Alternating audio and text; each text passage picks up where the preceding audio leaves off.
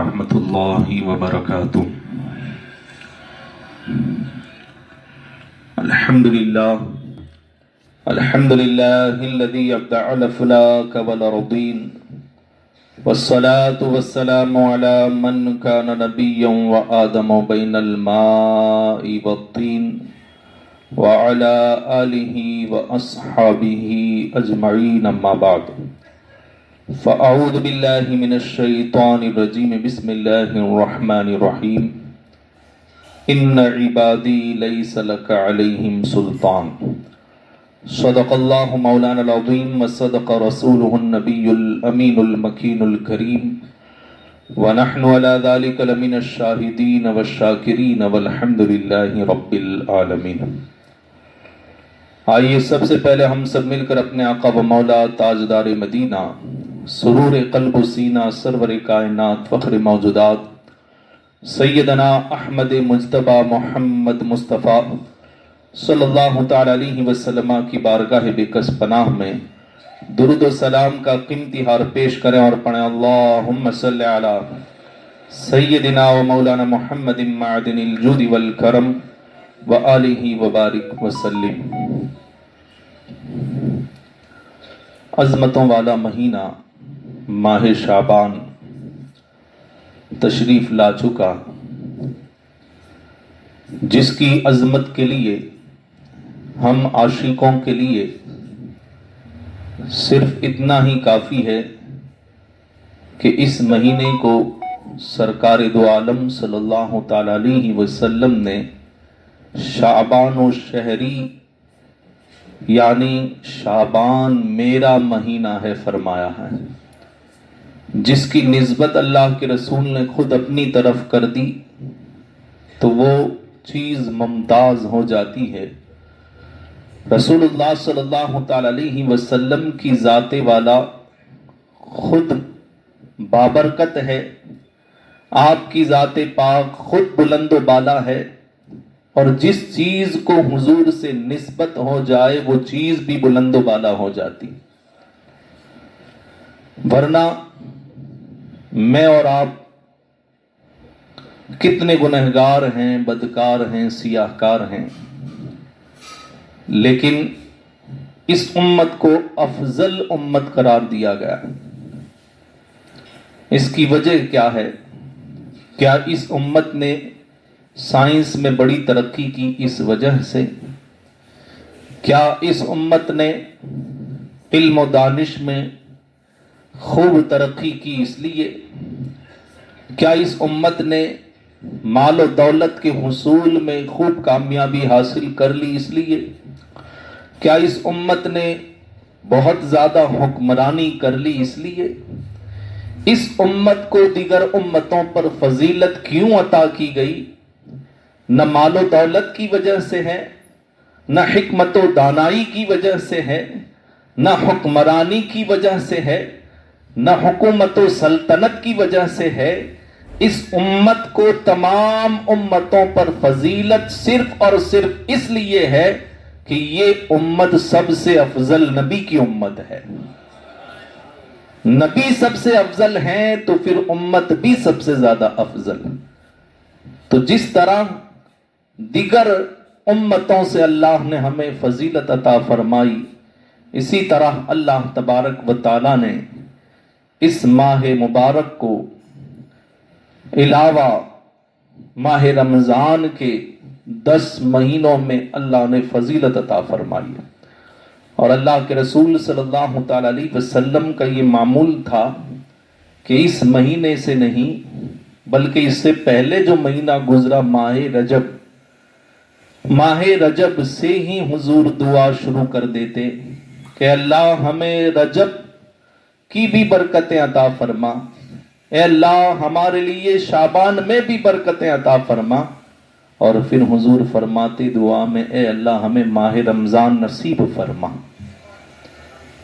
رجب کے اندر بھی برکت کی دعا، شعبان کے مہینے میں بھی برکت کی دعا، اور ماہ رمضان کے حصول کی دعا، کیونکہ وہ تو برکتوں والا مہینہ ہے ہی. اور ام المومنین حضرت عائشہ صدیقہ رضی اللہ تعالی عنہا فرماتی ہیں کہ اس مہینے کے اندر اللہ کے رسول جتنے روزے رکھتے تھے دوسرے کسی مہینے میں علاوہ ماہ رمضان کے حضور روزے کثرت سے نہیں رکھا کرتے تھے. دیگر 10 مہینوں کی بنسبت سب سے زیادہ حضور روزے ماہ شعبان میں رکھا کرتے تھے. یہ ماہ رمضان کی تیاری تھی کہ یہ عظمتوں والا مہینہ تشریف لایا، اور اس مہینے کی فضیلت میں علماء نے یہ بھی بیان فرمایا کہ اللہ کے رسول کو اس مہینے سے اس لیے بھی پیار ہے کہ یہ ماہ رمضان سے پہلے آ رہا ہے، اور اس لیے بھی پیار ہے کہ اللہ تبارک و تعالیٰ نے آپ کے لیے ایک آیت نازل فرمائی، ان اللہ و ملائکتہ یصلون علی النبی، کہ بے شک اللہ اور اس کے فرشتے نبی پر درود بھیجتے ہیں. یا ایھا الذین آمنوا، اے ایمان والو، صلو علیہ، تم بھی ان پر درود بھیجو، وسلموا تسلیما، اور خوب سلام بھیجو. یہ جو آیت اللہ نے نازل فرمائی ہے حضور پر درود پاک پڑھنے کی، یہ آیت بھی ماہ شعبان میں نازل ہوئی ہے. تو درود پاک کا حکم جس آیت میں آیا وہ آیت ماہ شعبان میں نازل ہوئی، اس لیے بھی اللہ کے رسول صلی اللہ تعالیٰ علیہ وسلم کو اس مہینے سے بڑا پیار، بڑی محبت ہے. اور اللہ کے رسول صلی اللہ تعالیٰ علیہ وسلم کو اس پر بڑی خوشی. ایک دن حضرت ابو طلحہ انصاری رضی اللہ تعالیٰ عنہ حضور کی بارگاہ میں گئے اور حضور کو بہت خوش دیکھا، اتنا خوش کہ اس سے پہلے حضور کو اتنا خوش کبھی نہیں دیکھا تھا. تو عرض کیا اللہ کے رسول، آج آپ کے چہرے پر جو بشاشت ہے، جو خوشی کے آثار ہیں، آج سے پہلے میں نے کبھی نہیں دیکھے. آج آپ اتنے خوش ہیں، اتنے خوش ہیں. اللہ کے رسول نے فرمایا، اے ابو طلحہ میں خوشی کیوں نہ مناؤں؟ ابھی ابھی جبرائیل نے آ کر کے مجھے کہا کہ آپ کا جو امتی آپ پر ایک بار درود پڑھے گا اللہ تعالیٰ اس کے 10 گناہ معاف فرما دے گا، اس کے 10 درجے بلند فرما دے گا، اور اللہ اسے 10 نیکیاں عطا فرمائے گا. جو ایک بار آپ کا امتی آپ پر درود بھیجتا ہے تو فرشتے 70 بار اس پر درود بھیجتے ہیں. تو اللہ کے رسول نے اس پر خوشی کا اظہار فرمایا. تو پتا چلا کہ درود پاک کی آیت جس مہینے میں نازل ہو اس مہینے سے حضور کو پیار ہے. جو حدیث مبارک فرشتہ لے کر کے جبرائیل علیہ السلام لے کر کے آئے درود پاک کی فضیلت پر، امت کے گناہ معاف ہونے کی خوشخبری، تو اللہ کے رسول اس پر خوشی منائیں.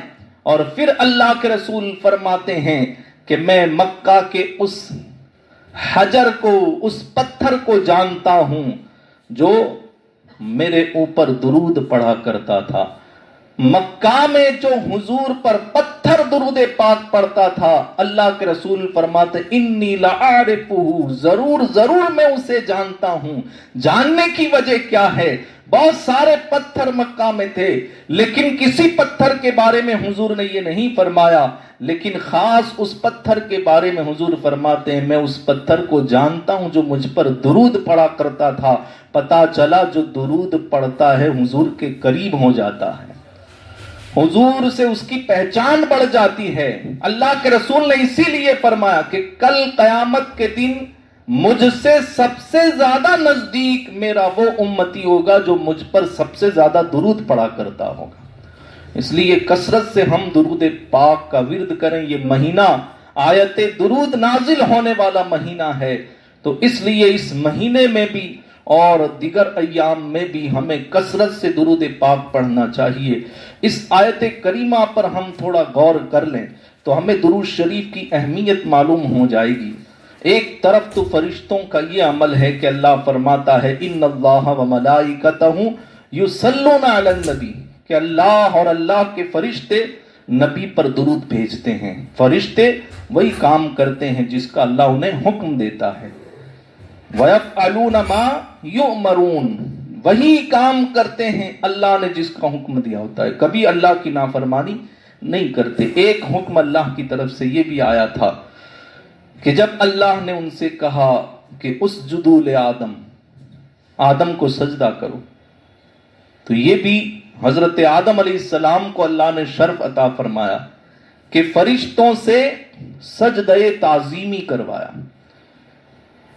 کسی انسان کے سامنے سجدہ کرنا جائز نہیں، یہ ہماری شریعت میں.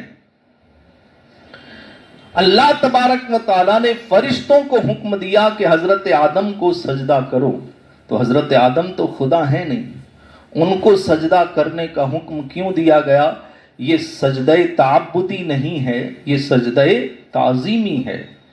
حضور نے اپنی شریعت میں دونوں سجدوں کو کسی اور کے لیے حرام کر دیا. نہ سجدہ تعظیمی کسی کے لیے جائز، نہ سجدہ تعبدی کسی کے لیے جائز، بلکہ سجدہ تعبدی تو کفر تک پہنچا دیتا ہے، آدمی کو مشرک بنا دیتا ہے. تو اس لیے کسی انسان کے سامنے سجدہ کرنے کی اجازت ہماری شریعت میں نہیں، لیکن پہلے کے نبیوں کی شریعت میں ہوا کرتی تھی. حضرت یوسف علیہ السلام کو ان کے 10 بھائیوں نے بھی سجدہ کیا تھا، اور حضرت یعقوب علیہ السلام اور ان کی زوجہ نے بھی سجدہ کیا تھا. 12 لوگوں نے سجدہ کیا، اس کا ذکر قرآن پاک میں ہے. تو یہ سجدہ تعظیمی تھا، خدا سمجھ کر کے سجدہ نہیں، تعظیمی سجدہ تھا. تو اللہ نے حضرت آدم علیہ السلام کو اتنی عظمت عطا فرمائی کہ فرشتوں کو حکم دیا کہ تم آدم کو سجدہ کرو. یہ حضرت آدم علیہ السلام کی عظمت کو بتاتا ہے. لیکن اللہ تبارک و تعالیٰ نے قرآن میں اس واقعے کا ذکر فرمایا تو کیا کہا؟ فَسَجَدَ الْمَلَائِكَةُ كُلُّهُمْ أَجْمَعُونَ، تمام کے تمام فرشتوں نے سجدہ کیا. فَسَجَدَ الْمَلَائِكَةُ، تمام کے تمام فرشتوں نے سجدہ کیا. تو یہ بڑا تعظیمی کام تھا، لیکن اللہ نے جب اس کا ذکر کیا تو کیا کہا؟ ملائکہ نے، فرشتوں نے سجدہ کیا. لیکن جب اپنے محبوب پر درود پڑھنے کی بات اللہ تبارک و تعالیٰ قرآن پاک میں ذکر فرماتا ہے تو یہ نہیں کہتا کہ اللہ اور فرشتے نبی پر درود پڑھتے ہیں، بلکہ اللہ یوں فرماتا ہے اپنی طرف نسبت کرتے ہوئے کہ اللہ اور اس کے فرشتے، یعنی درود اتنا بڑا عمل ہے، اللہ کو اتنا پسند ہے کہ جب کوئی درود پڑھتا ہے تو وہ اللہ کے اتنا قریب چلا جاتا ہے. دنیا والے یہ کہتے ہیں کہ میرا خدا میرا خدا میرا خدا، لیکن درود پڑھنے والا اللہ کے اتنا قریب ہو جاتا ہے کہ سب یہ کہتے ہیں میرا خدا، لیکن اللہ اس کے بارے میں کہتا ہے میرا بندہ، میرا بندہ. اللہ کے بندے تو سب ہیں، لیکن ہوتا ہے نا کہ باپ کبھی کہتا ہے بیٹا بیٹا بیٹا، لیکن جب زیادہ محبت ہوتی ہے تو کہتا ہے میرا بیٹا. بیٹا تو ہے ہی، چاہے بیٹا کہے یا میرا بیٹا کہے، بیٹا اسی کا. اسی طرح اللہ تبارک و تعالی چاہے فرشتے کہے چاہے میرے فرشتے کہے، فرشتے تو اللہ ہی کے ہیں، لیکن جب آیت درود کا اللہ تبارک و تعالی نے ذکر فرمایا تو وہاں اپنی طرف نسبت کی، اور صرف فرشتے نہیں کہا بلکہ کہا میرے فرشتے. تو درود پڑھنے والے فرشتوں کو اللہ کہہ رہا ہے میرے فرشتے. تو اسی طرح درود پڑھنے والے جو انسان ہیں نا، وہ بھی اللہ کے بندے تو ہیں، لیکن اللہ ان کے بارے میں یہ فرماتا ہے کہ جو درود پڑھنے والے ہیں وہ میرے بندے، اور جو اللہ کے بندے ہیں پھر اللہ ان کی فضیلت یوں بیان فرماتا ہے ان عبادی لیس لک علیہم سلطان، کہ جب شیطان نے یہ کہا کہ اللہ نے اسے اپنی بارگاہ سے مردود قرار دیا، جا چلا جا، اس نے کہا میں تیرے بندوں کو بہکاؤں گا، میں تیرے بندوں کو آگے سے بہکاؤں گا، میں تیرے بندوں کو پیچھے سے بہکاؤں گا، میں تیرے بندوں کو دائیں سے بہکاؤں گا، بائیں سے بہکاؤں گا. اس نے کہا میں تیرے بندوں کے لیے سیدھے راستے پر بیٹھ جاؤں گا اور انہیں اس سیدھے راستے سے بہکا دوں گا، صحیح راستے پر چلنے نہیں دوں گا. تب اللہ تبارک و تعالیٰ نے فرمایا کہ جا تو کوشش کر لے، جن کے اوپر کوشش کرنی ہے کر لے، لیکن ان بندوں میں کچھ بندے ایسے ہوں گے، ساری کائنات میں جتنے بھی ہیں وہ سب میرے ہی بندے ہیں، لیکن اس وقت جب تو بہکائے گا تو اللہ فرماتا ان عبادی لیس لک علیہم سلطان، کچھ میرے بندے ہوں گے جن پر تیرا کوئی اثر نہیں ہوگا، تیرا کوئی مکر کامیاب نہیں ہوگا، تیرا کوئی فریب کامیاب نہیں ہوگا۔ تو بندے تو سب اللہ کے ہیں، یہ اللہ کیوں کہہ رہا ہے کہ میرے بندے ہوں گے جن پر تیرا کوئی مکر کامیاب نہیں ہوگا، تیرا کوئی فریب نہیں چلے گا۔ مفسرین فرماتے ہیں یا مراد عبادی سے وہی ہیں جو کثرت سے درود پڑھ کے اللہ کی طرف منسوب ہو جاتے ہیں، اللہ کے قریب ہو جاتے ہیں۔ تو جب کثرت سے انسان درود پڑھتا ہے تو پھر اللہ کا قرب مل جایا کرتا ہے۔ درود پاک پڑھنے سے ہماری مصیبتیں بھی زائل ہوتی ہیں۔ مستدرک میں ایک واقعہ منقول ہے، اللہ کے رسول صلی اللہ تعالی علیہ وسلم اپنے صحابہ کو دین سکھا رہے ہیں۔ ایک صحابی آئے سرخ اونٹنی پر سوار ہو کر کے، اور آ کر کے اس اونٹنی کو باندھا اور حضور کی محفل میں آ کر کے بیٹھ گئے۔ اس زمانے میں سرخ اونٹنی بہت زیادہ قیمتی سواری سمجھی جاتی تھی۔ آج کے زمانے میں سب سے زیادہ قیمتی سواری آپ جسے تصور کر سکتے ہیں کر لیں، اس زمانے میں سب سے زیادہ قیمتی سواری سرخ اونٹنی۔ اسی لیے جب اللہ کے رسول ہجرت کر کے تشریف لے گئے تو سرداران مکہ نے حضور کو پکڑ کے لانے والے کو جو انعام رکھا تھا وہ سرخ 100 اونٹ رکھا۔ تو سرخ اونٹ اور سرخ اونٹنیاں بہت زیادہ قیمتی سمجھی جاتی تھیں۔ تو سرخ اونٹنی پر سوار ہو کر ایک صحابی جب آئے حضور کی بارگاہ میں بیٹھے، اللہ کے رسول دین سکھا رہے ہیں، وہ صحابی بیٹھے ہیں اور جو سمجھ میں آتا ہے سمجھتے ہیں، کہیں نہیں سمجھ میں آیا تو سوال کر لیا۔ یہ گفتگو چل رہی تھی کہ ایک دیہاتی آیا اور اس نے آ کر کے کہا کہ یہ جو باہر سرخ اونٹنی ہے وہ میری ہے، آپ کے کوئی شاگرد، آپ کے کوئی صحابی وہ چوری کر کے لے آئے ہیں۔ اللہ کے رسول صلی اللہ تعالی علیہ وسلم نے فرمایا کہ تمہارے پاس کیا دلیل ہے کہ وہ سرخ اونٹنی تمہاری ہے، گواہ ہے؟ اس نے کہا میرے پاس گواہ نہیں، لیکن میں گواہ پیش کر سکتا ہوں کہ یہ سرخ اونٹنی میری ہے۔ اللہ کے رسول صلی اللہ تعالی علیہ وسلم نے صحابہ میں دیکھا، کہا کہ کون ہے جو اس اونٹنی پر سوار ہو کر کے آیا؟ اس صحابی نے اپنا سر جھکاتے ہوئے عرض کیا، اے اللہ کے رسول میں اس سواری پر سوار ہو کر کے آیا ہوں۔ اللہ کے رسول صلی اللہ تعالی علیہ وسلم نے فرمایا کہ یہ کہہ رہا ہے کہ یہ سواری میری ہے۔ اس صحابی کے جسم سے پسینہ نکلنے لگا، شرمندگی کے آثار اور جسم پر کپکپاہٹ طاری ہو گئی۔ ابھی ادھر یہ آثار ان پر نمایاں ہو رہے تھے اور ادھر سے اونٹنی نے گواہی دینا شروع کیا۔ اونٹنی نے کہا، یا رسول اللہ والذی بعثک بالبرکہ، اے اللہ کے رسول، جس ذات نے آپ کو برکت والا نبی بنا کر کے بھیجا ہے، جس ذات نے آپ کو بابرکت بنا کر کے لوگوں کے درمیان مبعوث فرمایا، اس اللہ کی قسم ان ھذا ما سرقنی، جو مجھ پر سوار ہو کر کے آپ کے غلام آئے ہیں انہوں نے مجھے چوری نہیں کیا ہے، وہی میرے اصل مالک ہیں۔ جب اونٹنی نے ہی گواہی دے دی، سارے سامعین پر سناٹا طاری ہو گیا۔ اس اعرابی نے اپنا دعویٰ واپس لے لیا۔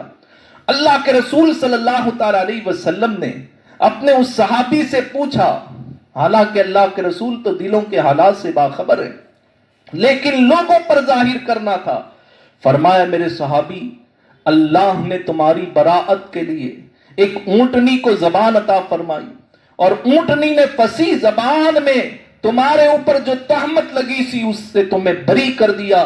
آخر تم ایسا کون سا عمل کرتے ہو کہ تمہیں رسوا کرنا اللہ کی رحمت کو گوارا نہ ہوا؟ اس صحابی نے عرض کیا، اللہ کے رسول، جب اس شخص نے مجھ پر یہ تہمت لگائی کہ یہ جو اونٹنی باہر ہے سرخ اونٹنی وہ میری ہے اور آپ کے صحابی چوری کر کے لائے ہیں، اس وقت میرے دل میں یہ خیال آیا کہ اب میں اس سے کیسے بری ہو سکوں گا۔ میں نے فوراً دل ہی دل میں اللہ کی حمد و ثنا کی اور پھر آپ پر درود پڑھا. اللہ کے رسول آپ پر درود پڑھا اور آپ کی ذات پر درود پاک پڑھنے کے بعد اللہ کی بارگاہ میں عرض کی کہ مولا آج تو مجھے رسوائی سے بچا لے, آج تو مجھے رسوائی سے بچا لے. میں اللہ سے یہ دل ہی دل میں دعا کر رہا تھا اور اتنے میں نے سنا کہ اونٹنی نے گواہی دی. اللہ کے رسول صلی اللہ تعالی علیہ وسلم نے ارشاد فرمایا اکثر الصلاۃ علیہ, اے میرے صحابی اسی طرح تم مجھ پر کثرت سے درود پڑھتے رہو, کیونکہ جو مجھ پر کثرت سے درود پاک پڑھتا ہے اللہ تبارک و تعالیٰ اسے دنیا کی مصیبتوں سے بھی نجات عطا فرماتا ہے اور اللہ تعالیٰ اسے آخرت میں جہنم سے بھی اسی طرح آزادی عطا فرمائے گا. تو اس لیے مجھ پر کثرت سے درود پاک تم پڑھتے رہنا. تو صحابہ نے بھی مصیبت کے وقت درود پاک پڑھا. اور آج تو مولا حسین رضی اللہ تعالی عنہ کی ولادت کا دن ہے. اتنی عظیم ہستی دنیا میں تشریف لائی. اہل بیت اعظام کو بھی اللہ کے رسول صلی اللہ تعالی علیہ وسلم نے ہمیشہ یہی تعلیم فرمائی. اور اسی وجہ سے میدان کربلا میں جب حضرت زینب رضی اللہ تعالی عنہا نے یہ خبر سنی کہ مولا حسین رضی اللہ تعالی عنہ شہادت کا جام پی چکے ہیں, آپ شہید کر دیے گئے ہیں, تو حضرت زینب رضی اللہ تعالی عنہ دوڑتے ہوئے وہاں پہنچی.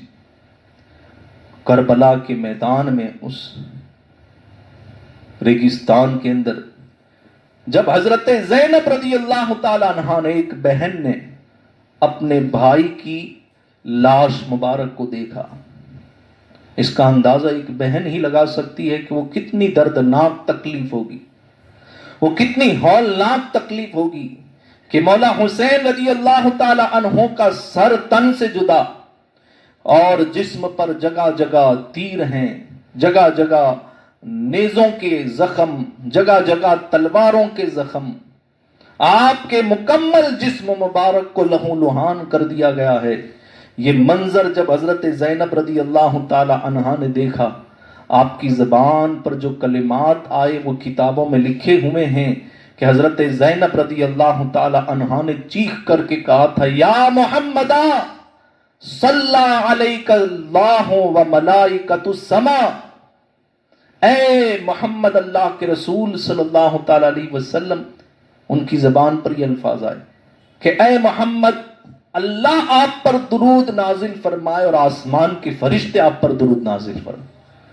یعنی مصیبت کے وقت اتنا دردناک منظر سامنے ہے, لیکن اس مصیبت کی گھڑی میں سب سے پہلے زبان پر جو آیا ہے تو یہ نہیں ہائے ہائے یا پھر ادھر ادھر کے کلمات, بلکہ سب سے پہلے آپ کی زبان پر درود پاک آیا ہے.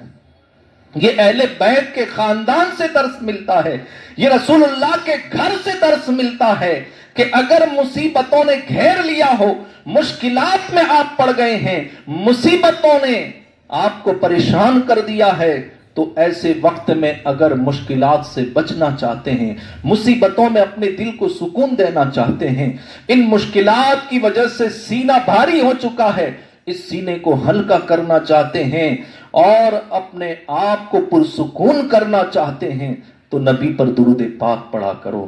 اللہ مشکل آسان فرما دے گا, اللہ اس مصیبت میں سہارا عطا فرمائے گا, اللہ ہر مصیبت میں صبر کرنے کی توفیق عطا فرما دے گا. تو یہ ماہ شعبان ہے کہ جس ماہ شعبان میں اللہ تبارک و تعالیٰ نے آیت درود نازل فرمائی. آپ سن چکے ہیں کہ اللہ تبارک و تعالیٰ نے نماز کا حکم دیا, لیکن یہ نہیں کہا خدا بھی نماز پڑھتا ہے تم بھی نماز پڑھو. زکوٰۃ کا حکم دیا, یہ نہیں کہا خدا بھی زکوٰۃ دیتا ہے تم بھی زکوٰۃ دو. کسی بھی حکم کے اندر اللہ نے یہ نہیں کہا خدا بھی کرتا ہے تم بھی کرو, سوائے درود پاک کے. صرف اور صرف درود پاک کا حکم جب اللہ نے دیا ہے تو یہ کہا اللہ بھی درود پڑھتا ہے تم بھی درود پڑھو. تو اتنی عظمت والا ہے. نماز تو اللہ جو ہے عبادت کیسے کر سکتا ہے جب وہ خود معبود ہے. جب وہ خود معبود ہے تو ان سب چیزوں سے تو اللہ پاک ہی ہے. تو دیگر احکام اللہ تبارک و تعالیٰ نے قرآن پاک میں عطا فرمائے، لیکن اللہ تبارک و تعالیٰ نے کہیں بھی اپنا عمل ذکر نہیں فرمایا اور درود پاک کے ساتھ اپنا عمل ذکر فرمایا۔ تو جب یہ اتنی عظمت والی چیز ہے کہ اللہ بھی اپنے نبی پر درود بھیجتا ہے، فرشتے جو آسمانی مخلوق ہیں، نوری مخلوق ہیں، وہ بھی اللہ کے نبی پر درود بھیجتے ہیں، تو پھر ہم گنہگار، بدکار، سیاہکار کیوں نہ اپنی دنیا کو سنوارنے کے لیے اور اپنی زندگی کو خوشگوار بنانے کے لیے نبی پاک صلی اللہ تعالی علیہ وسلم پر درود پڑھیں۔ آج ہی سے تہیہ کریں کہ اس ماہ شعبان میں انشاءاللہ ہم روزانہ کم سے کم 313 بار درود کی عادت بنائیں گے، اور اس سے زیادہ بھی انشاءاللہ کوشش کریں گے۔ اللہ تبارک و تعالی مجھے اور آپ سب کو کثرت سے درود پاک پڑھتے رہنے کی توفیق عطا فرمائے۔ دفاعی مسجد